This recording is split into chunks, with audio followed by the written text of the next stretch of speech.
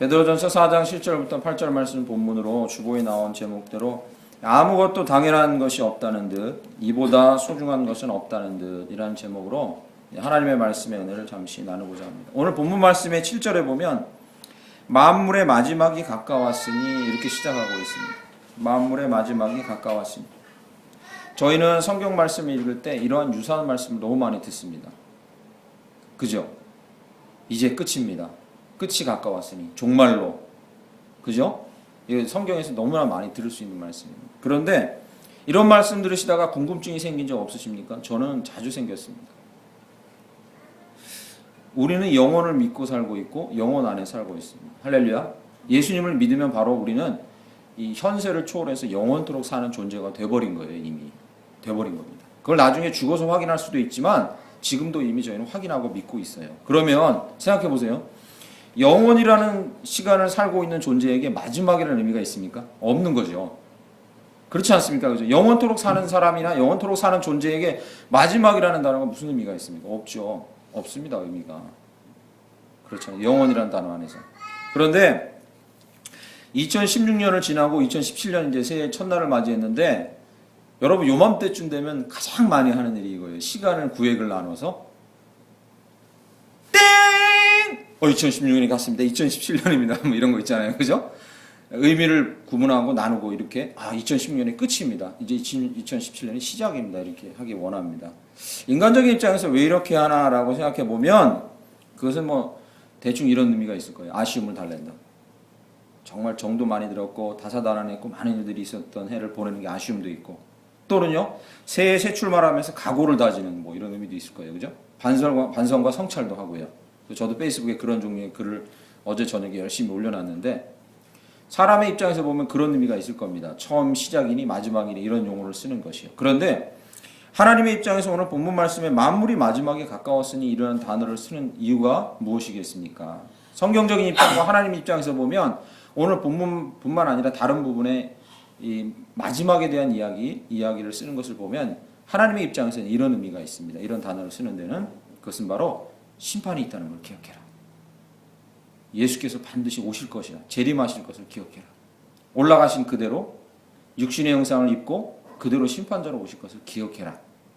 그 이후에 모든 사람에게 선과 악에 따라서 예수를 믿느냐 안 믿느냐에 따라서 천국과 지옥이 있다는 걸 기억해라. 이런 의미가 아주 강합니다. 지금 마지막이라는 걸 지적해 주지 않으면 이것을 기억하지 않고 그냥 살아버리는 거죠. 우리가 물론 영혼 속에서 살지만 순간순간을 정말로 하나님 원하시고 아까 나누신 대로 어떤 분이 나누신 대로 하나님을 경외하고 하나님을 존중하고 하나님을 사모하는 마음으로 살아가는 마음을 계속 부를 때 일으키지 못한다는 겁니다. 그래서 오늘 성경에 나와 있는 만물의 마지막에 가까웠으니 이런 종류의 용어를 쓰는 이유는 이것입니다. 영혼 속에 살지만 그러나 늘 우리 자신을 각성시키고 준비시키기 위함입니다. 할렐루야. 그래서 이 성경에 나와 있는 마지막이라는 단어를 여러분이 확인하시면 이제 끝났구나 이렇게 불안하실 게 아니라 두려워하실 게 아니라 우리를 준비시키는구나. 오늘을 또 살게 하시려고 우리를 준비시키고 한 해를 살게 하시려고 준비시키는구나. 이렇게 여러분 생각하셔야 합니다. 그래서 성경에 예수 그리스도께서 비유하실 때 등불 든 여인 이야기를 쓰고 언제 올지 모르는 주인 이야기를 계속해서 반복하는 이유는 이것입니다. 준비하라. 너희는 영원토록 사는 일을 위해서 지금 이 땅에서 영혼을 준비하고 있는 거다. 이런 의미예요. 영혼 속에서 천국에서 잘 살려면 지금 준비해야 된다. 이런 의미예요. 지금 하나님을 경외하는 연습을 하지 않으면 우리가 영혼의 시간 속에서도 그렇게 할 수 없다. 지금 그 준비하는 시간이라는 거죠. 준비하는 자는 지금 현재에도 그래도 미래에도 여전히 하나님이 원하시는 삶을 살 줄 믿습니다. 복된 삶을 살 줄 믿습니다. 그런데 준비하지 않는 자는요. 마지막이 있다는 것. 언젠가 예수님이 재림하시고 심판하실 일이 있을 것이라는 걸 준비하지 않는 자는요. 제가 작년에 본 영화 중에 단연 저 영화 많이 봅니다. 네, 혼자서도 영화 보고요. 지나간 영화들 좋은 거 있으면 돌려서 봅니다. 많이 보는 편이거든요. 그런데 작년에 본 영화 중에 가장 단연 탑이 뭐냐면 Man in the Dark라는 영화입니다. 이거 임산부들은 보면 안 됩니다. 심장 약한 사람 보면 큰일 납니다. 이 맹인, 눈을 볼 수 없는 어떤 사람이 자기 집에 자기 딸을 죽인 여자를 납치해서 감금해 놓고 벌이는 아주 흉악한 얘기예요. 그런데 이 영화가 정말로 이 최고 정점이 어디냐, 방점을 딱 찍는 부분이 전 개인적으로 이 대사라고 생각해요. 이 맹인이 그 집에 도둑질을 하러 들어온 철없는 20대를요 자기 권총으로 둘을 죽이고 하나 남았을 때 그 사람이랑 나누는 대화예요. 이렇게 얘기해요. 그 남은 이 생존자가 여자예요. 여자가 하나 남아요. 여성분이요. 안심하십시오. 언제든지 재난 상황에서 여자가 끝까지 남더라고요. 영화에 보면 그래요. 여성이 남는데 이 여성이 이래요. 소리를 막 지르면서 어떻게 사람이 그럴 수 있냐고 소리를 질러요. 그러니까 이 맹인이 남자 주인공이 이런 대사를 해요. 하나님이 없다고 믿는다면 사람은 못할 일이 없다. 이렇게 얘기해요. 그 대사가 진짜 섬찟해요. 뒷골이 섭니다. 끔찍한 일을 막 저지르거든요, 그 남자가. 이 여자가 하나님을 막 찾아요, 마지막에. 도와주세요, 막 이렇게 찾으니까 그 남자한테 어떻게 이럴 수 있냐고 하니까 하나님 나 없다고 믿는다. 하나님이 없다고 믿는다면 사람이 못할 짓이 없다. 맞는 말 아닙니까? 그냥 죽으면 끝이라면, 영혼이 없다고 믿는다면, 하나님이 없다고 믿는다면 그냥 인생 즐겁고 남에게 피해줘도 그냥 즐겁고 쾌락 있게 살다가 그렇게 죽으면 영혼까지 사멸돼 버리고 끝인데 못할 짓이 뭐가 있겠어요? 그냥 막 살다가 요즘 젊은 사람들이나 젊은 사람이 아니더라도요, 유행하는 대로 그냥 목숨을 스스로 끊어버리고 영혼까지 없어져 버리면 끝나는 거 아닙니까? 영혼을 준비하고 예수의 재림이 있다는 것을 기억하고 준비하는 자들은 하나님이 원하시는 삶을 살 수 있고 최선의 삶, 복된 삶을 살 수 있지만 그렇지 못한 자들은 못할 게 없어요. 정말 준비되지 않고 그리고 복되지 못한 삶을 살다가 비참하게 죽을 수밖에 없다는 거죠. 그러므로 오늘 본문 말씀 7절에 만물의 마지막이 가까웠으니 이 문장을 보시고 여러분 기억하셔야 합니다. 삶은 영혼을 준비하는 시간입니다. 할렐루야. 이 땅에 사는 동안에 여러분이 해야 할 일은 영원토록 사는 삶을 준비하는 삶입니다. 두 가지를 얘기합니다. 영원토록 사는 삶을, 영혼을 기억하고 지금을 사는 삶을, 영혼을 준비하는 삶을 위한 두 가지 교훈을 오늘 본문은 얘기합니다. 베드로는요, 베드로 전서와 후서에서 마지막 때에 대해서 유난히 많이 얘기해요. 마지막 때에 대해서 어떻게 준비하라고. 그런데 저는 개인적으로 4장 7절 8절이 그 마지막 때에 대한 준비의 핵심이라고 봅니다. 7절엔 뭐라고 얘기하냐면 첫 번째 이렇게 얘기합니다. 만물의 마지막이 가까웠으니 그러므로 너희는 정신을 차리고 근신하여 기도하라. 이렇게 얘기해요. 이게 첫 번째 영혼을 준비하는, 이 땅에서 영혼을 준비하는 우리의 자세입니다. 뭐라고요? 정신을 차리고 근신하여 기도하라. 여러분은 뒷부분 기도하라는 단어에다가 초점을 맞추시면 안 되고 정신을 차리고 라는 단어에 초점을 맞추셔야 합니다. 거기에 기도하라는 단어가 덜 중요하다는 얘기가 아니라 그것은 중요하지만 여기에 포커스는 정신을 차리고에 있습니다. 이 정신을 차리고라는 단어는 성경의 여러 부분에 똑같은 이 단어로 홀린 마음을 표현할 때 쓰는 단어입니다. 정신을 잃어버린 홀린 마음. 또 하나 귀신 들려서 회복될 때. 이 정신을 차리고의 반대 의미는 신약에서 얘기하는 게 귀신 들렸다가 회복할 때 정신을 차리고, 또요 고린도후서에서는 심지어 미친, 정신 나간 이런 단어와 반대용으로 쓰고 있는 단어입니다. 그리고요 또 하나는요 스스로 자기를 높여서 자기를 대단하다고 생각하는 방종과 반대 단어. 이럴 때 바로 쓰는 단어가 정신을 차리고입니다. 홀린 마음, 무엇인가 귀신에 홀린 것 같은 마음, 무엇인가에 집착해서 자기의 마음을 빼앗긴 정신 나간 상태, 또는 자기 스스로를 너무나 높이 평가해서 마땅히 생각할 그 이상의 생각을 품지 말라는 로마서의 말씀을 어기고 스스로 방종하는 상태, 이런 걸 다 종합적으로 얘기한 게 그 반대 의미가 정신을 차리고입니다. 이걸 정리해보면 이렇습니다.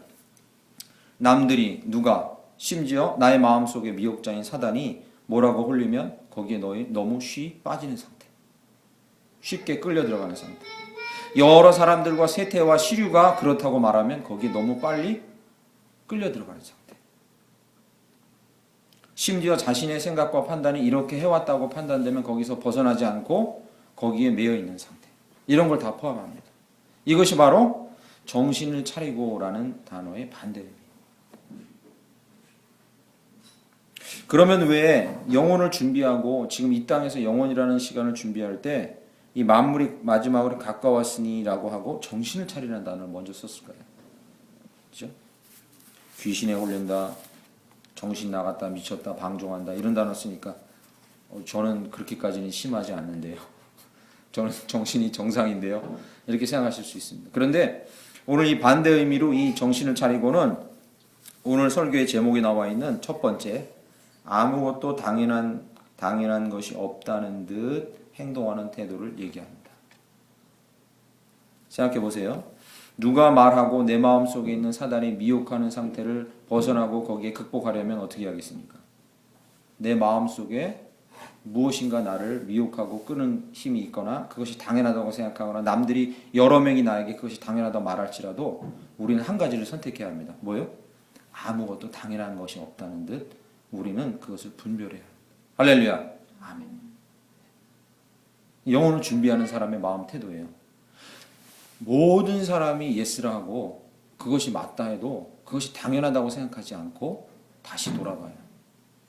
심지어 내 마음 가운데 이것이 너 이거 맞아. 네 욕구가 맞아. 네가 생각한 게 맞아. 네가 해온 대로 그게 맞아라고 마음속에 우리 마음 가운데 계속해서 무엇인가가 우리 마음 가운데 얘기해도 우리는 이 태도를 잊지 말아야 합니다. 마지막 때를 살고 영혼을 준비하는 우리는 이 태도를 잊지 말아야 합니다. 그것이 당연하다고 여기지 말고 그것을 분별하기 위해 애써야 한다는 거죠. 할렐루야. 아멘. 그래서 이 사도행전 17장에 이렇게 얘기합니다. 복음을 듣고 구원을 딱 받은 사람들한테 사도 바울이 이 사람들 정말 잘하고 있다. 이런 태도로 너희는 신앙생활을 해야 된다라고 추켜 세운 사람들이 바로 베레아라는 동네의 사람들입니다. 베레아라는 동네 사람들은 심지어 성경 말씀을 이제 구원을 받고 성경 말씀을 이렇게 대하면서 어떤 태도로 대하냐? 이것이 과연 그런가 하여. 베레아 성도들이 그렇게 대한 태도예요. 성경을 대하는 태도. 이것이 과연 그런가 하여. 어떤 태도예요?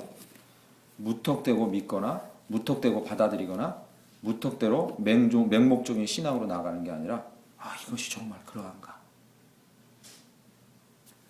제가 제목으로 둔 이 태도와 똑같은 거예요.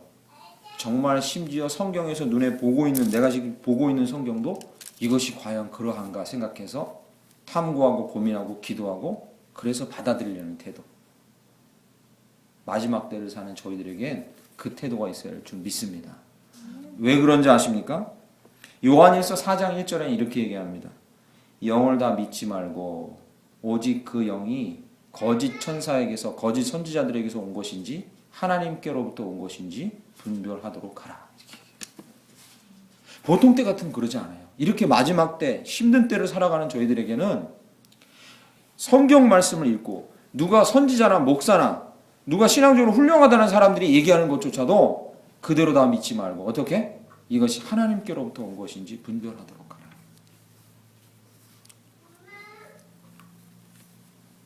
예수 그리스도께서도 그래서 제자가 되고 너무 기뻐가지고 저 제자 됐습니다. 예수님 당신만을 따라가겠습니다라고 열정적으로 예수님 앞에 나오는 제자들에게 이렇게 얘기합니다. 뱀처럼 지혜로워라. 물론 비둘기처럼 순결하라는 말씀도 하시죠. 그러나 뱀처럼 지혜로워라. 그 의미도 이 의미입니다. 사람들이 뭐라 하고 마음속의 욕구가 뭐라 하고 심지어 성경 말씀이 이렇다고 목사가 뭐라 해도 옆에 주변 사람이 뭐라 해도 우리는 이 태도를 견지해야 합니다. 아무것도 당연한 것이 없다는 듯 그 말씀을 다시 묵상하고 하나님께 묻고 공동체 안에 들어와서 다시 나누고 그것이 안전한 길인가 우리가 하나님 앞에 확인해보고 그렇게 한 걸음 한 걸음씩 나아가요. 할렐루야. 그게 마지막 때를 사는 영혼을 준비하는 저희들의 태도라는 거죠. 한국교회는 이렇지 않은 태도, 이러한 태도를 갖고 있지 못했기 때문에 계속해서 지금 하향세를 걸어오고 힘들어졌다고 저는 그렇게 믿습니다. 저 자라올 때 어떻게 배웠습니까? 목사님 이거 무슨 의미죠? 묻지 말고 믿어. 따지지 말고 믿어. 따지지 말고 믿어. 그럼 베레아 사람들은 역적이고 총 맞아 죽어야 됩니다. 그 사람들은 신앙인으로서 막 따졌어요. 막 묻고 따지고 정말 이렇습니까?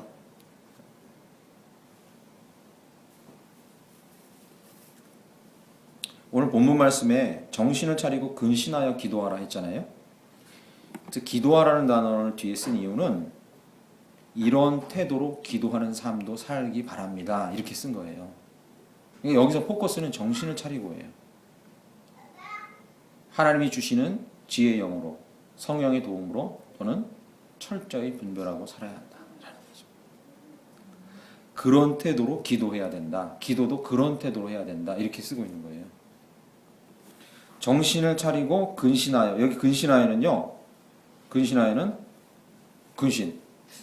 죄 지은 사람처럼 이렇게 죄책감으로 그런 의미 아니에요. 근신하여는 셀프 컨트롤. 자제력을 발휘해서.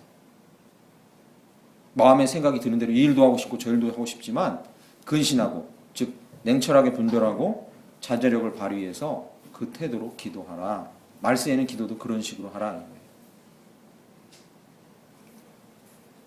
고린도전서 14장 15절에 나와 있는 사도 바울이 고린도 성도들에게 너는 마음으로 기도하고 또 영으로 기도하라 할 때 그 마음으로 기도하라라는 단어가 이 단어와 똑같은 단어예요. 정신을 차리고 근신하여 기도하라는 거죠. 기도하면서 고민합니다. 기도하면서 말씀 봅니다. 기도하면서 말씀 본 걸 내 삶에 적용해 봅니다. 아, 이게 과연 그러한가? 또 고민해 봅니다. 또 하나님께 아뢰입니다. 이런 태도로 올 한 해를 사시고 우리 일생 동안 영혼을 준비하시길 간절히 축원합니다.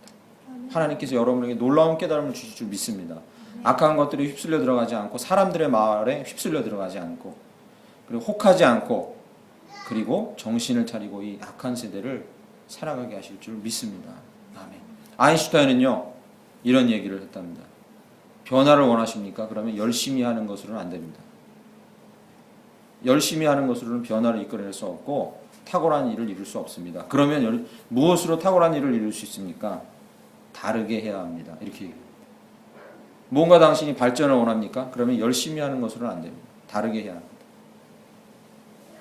저와 여러분이 신앙생활에서 발전을 원하시고 성숙을 원하신다면 그저 열심히 하는 것으로는 안 됩니다.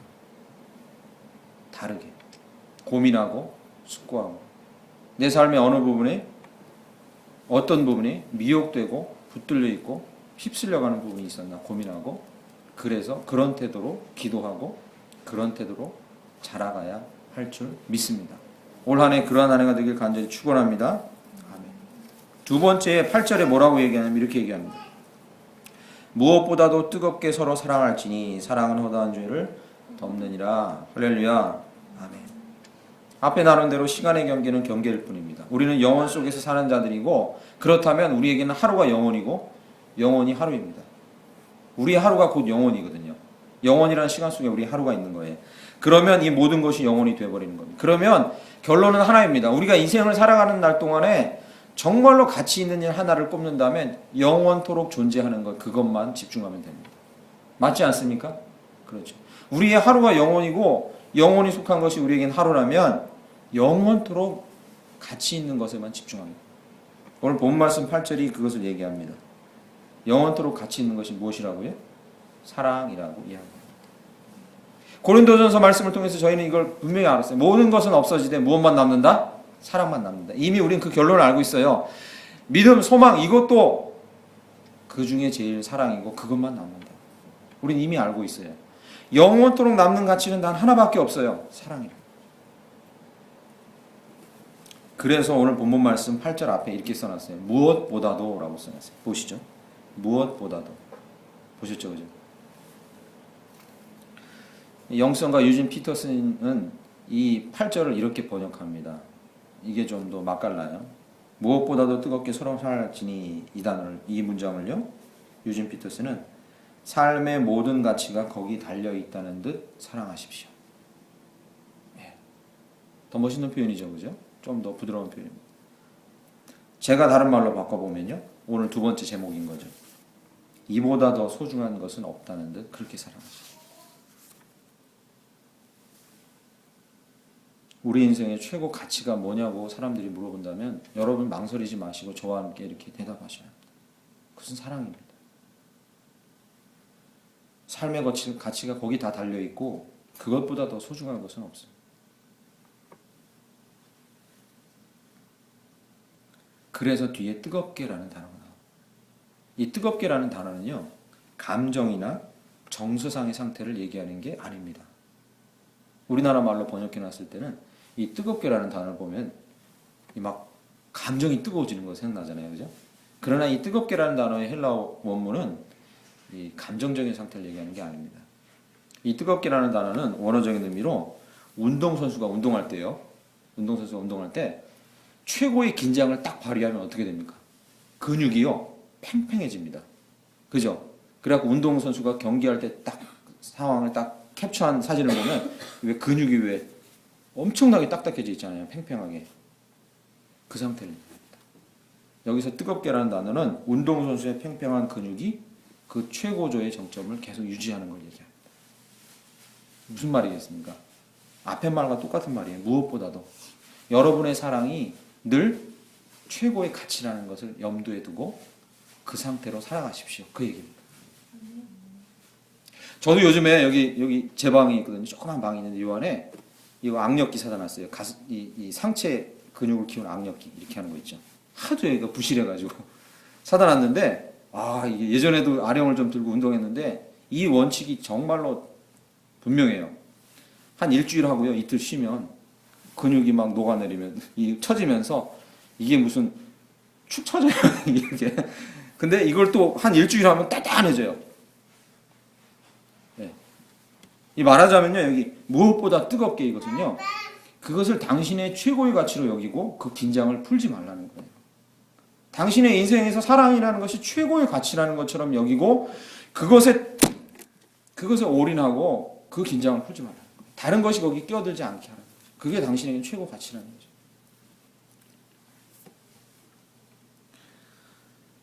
우리는 잘 알고 있습니다. 성도들끼리 사랑하는 것은 우리가 밖에 나가서 수만 마리의 말로 전도하는 것보다 더 효과가 크다는 걸 성경이 얘기합니다. 예수님께서 이미 요한일서에 신약 성경에 이미 요한일서에 이렇게 얘기하고 있거든요. 너희가 서로 사랑하면 너희가 하나님의 백성이요 나의 제자인 줄 사람들이 알리라. 우리가 수만 마리 말로 전도하는 것보다 우리가 서로 사랑하고 그것이 우리의 최고의 가치가 되는 것이 더 훌륭한 전도입니다. 하나님을 알리는 것입니다. 사랑이 허물을 덮을 때, 그러므로 오늘 본 말씀 8절에 보시죠. 서로 사랑할지니 사랑은 허다한 죄를 덮느니라. 이 말을 왜 뒤에다 이렇게 붙여놨냐면요. 사랑이 허물을 덮을 때, 누군가의 사랑이 이렇게 허물을 덮을 때, 다른 이의 허물을 덮을 때 사람들은 하나님의 임재를 보게 되는 거예요. 왜요? 하나님이 인류를 저렇게 사랑하셨구나. 그걸 비로소 조금이나마 보게 되는 거죠. 그러므로 오늘 본문 말씀 8절을요. 유진 피터스는 또 자기의 말로 이렇게 번역해놨어요. 정말 아름다운 말로 이렇게요. 사랑은 실제적으로 무언가를 만들어냅니다. 멋있지 않습니까? 그죠? 사랑은 허다한 죄를 덮느니라. 무엇보다도 뜨겁게 서로 사랑할지니 사랑은 실제적으로 뭔가를 만들어냅니다. 제 말로 저는 이렇게 바꾸고 싶어요. 무엇보다도 뜨겁게 사랑할지니 사랑은 실제로 여러분의 삶에 무언가를 이루어냅니다. 할렐루야. 이게 참 추상적인 말이 아니에요. 왠지 아십니까? 사랑은 하나님의 임재를 눈에 보이게 합니다. 할렐루야. 사랑은 세상이 하나님을 알게 합니다. 사랑은 시대의 아픔을 치유합니다. 사랑은 소망을 갖게 합니다. 너무 막연합니까? 더 자세히 얘기해 볼까요? 사랑은 직업을 찾게 합니다. 맞습니다. 사랑이 최고의 가치라고 생각한다면 거기서부터 뭔가 비전을 모르고 꿈을 모르는 학생들이나 젊은 사람들이 꿈을 보게 될 겁니다. 직업을 찾을 수 있어요. 기준이 됩니다. 사랑은 가정을 살립니다. 맞습니까? 맞아요. 사랑은 뭔가를 만들어내요. 추상적인 게 아니에요. 사랑은 그렇게 세상을 변화시켜요. 저 자신과 여러분에게 올 한 해 도전하고 그리고 오늘 본문 말씀 이 베드로전서 4장 7절과 8절을 저희 교회 올 한 해 실천표로 정하고 그렇게 달려가기를 저는 원합니다. 지난달 올해를 위한 기도를 위해 기도원에 올라가서 기도할 때 올 한 해 저희 교회와 제 개인적으로 무엇에 집중하고 어떻게 해야 되겠습니까? 물을 때 하나님께서 제 마음에 이 말씀을 주셨어요. 그러니까 마지막 때 그때는 영혼을 준비해야 될 때인데 이 소중한 이 기간, 영혼이라는 시간을 준비해야 되는 이 기간 동안에 너희들은 여러 가지 일에 집중하지 말고 두 가지에 집중했으면 좋겠다라고 이 교회와 제 자신에게 주신 말씀입니다. 함께 나누고 그렇게 달려가기를 원합니다. 정말로 아무것도 당연한 것이 없다는 듯 그렇게 하루하루 살아가십시오. 가능하면 모든 것을 의심하십시오. 제가 한 설교도 의심하시고 그렇다고 회의에 빠지기 위해서 의심하라는 얘기가 아니라 더 잘 받아들이기 위해, 그것을 내 것으로 더 잘 흡수하기 위해, 그것을 내 것으로 만들기 위해, 내 삶을 변화시키는 원동력으로 삼기 위해 그것이 그런가 하여 계속해서 판단하고 분별하고 묻고 따지고 그 자기 것을 완전히 만들어요. 정말 세상에 아무것도 당연한 것이 없다는 듯 분별하는 태도로 살아갈 때 이 땅 가운데 영혼을 준비하는 하루하루가 될 것입니다. 두 번째 저희가 집중해야 될 것이 바로 이것입니다. 뜨겁게, 무엇보다도 뜨겁게. 그것이 최고의 가치인 양, 이보다 더 소중한 것이 없다는 듯 하루하루 그렇게 뜨겁게 사랑하기를 원합니다. 그럴 때 저와 여러분의 삶 가운데 하나님의 놀라운 임재가 우리 안에 실제적인 무언가를 만들어낼 줄 믿습니다. 아멘. 찬양하고 우리의 고백과 결단을 하나님 앞에 올려드리며 나아갑니다.